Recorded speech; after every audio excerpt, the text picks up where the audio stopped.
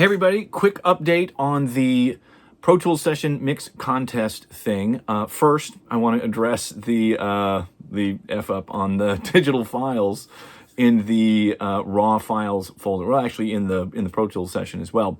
It looks like I did an additional edit on the drum tracks after they were bounced through the tape machine, and you know, this is kind of telling about how analog-centric I am. You know, I included all of that stuff in the Pro Tools Session, just thinking people would be curious to compare to the digital files.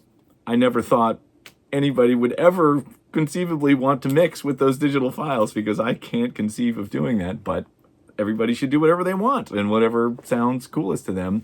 And so I wasn't checking very carefully to see if those digital files were actually still really syncing up. You know, I just sort of threw them in there to check out. But people are mixing from those. I've fixed that. And so if you go back to the blog post, I'll put the link in the description of this video.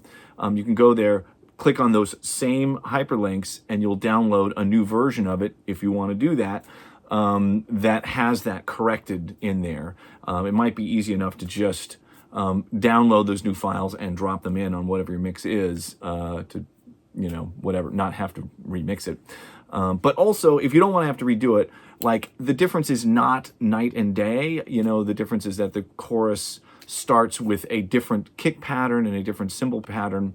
That's really the only difference. I don't think it's really going to affect being able to judge the mix for me. I think I can listen around that. So if you don't want to go through the hassle of importing all that stuff and doing it, I think I can check out your mix and enjoy it, whether that drum part is exactly the same or not. So so there's that part of it.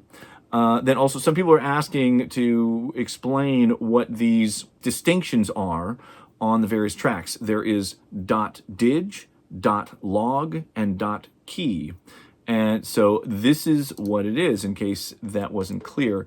I do talk about this a little bit in the first drum booth video, but not everybody's seen that. And so anything that says .dig is a direct digital recording. And typically that means that whatever the sound source was goes from the mic preamp directly into the computer, and there's no outboard analog processing at all. And then my process is that I take those files and I start to play them back through all of my analog outboard gear and through a tape machine, and then they get recaptured back into the session as an analog version, and that's what the .log is. And then the only other distinction is the .key, and so .key is a duplicate of the original digital track, and in this case it's really just only the kick drum and snare drum tracks, and I use those to key the gating of the analog tracks. And this is because once those tracks go through all of the analog processing, there is a loss of dynamic range on those tracks, and it can be more difficult to get them to gate accurately. And so I like to key them with the original digital recording, where there's a huge amount of dynamic range, and it's really easy to get the gates to just trigger properly. So that's that part of it. The other thing is the wording of the two different mix approaches. You know, I had it say you could mix to match or mix to beat. I think some people were sort of uncomfortable with the idea that they're trying to beat this existing mix. And that's, I get it. Like, we don't have to approach this with that kind of competitive energy. And so I've changed the wording so it is you can mix to match or you can mix to do your own thing, which is really more what it's about. So it's not really about trying to beat one mix or the other or whatever.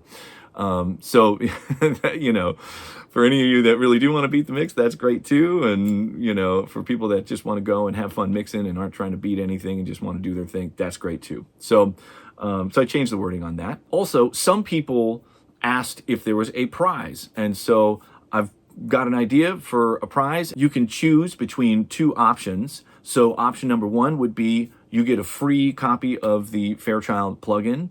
You might already have that. And if you don't need it, the other option is you would get a free Undertone Audio Varicap cable. They're about the same value.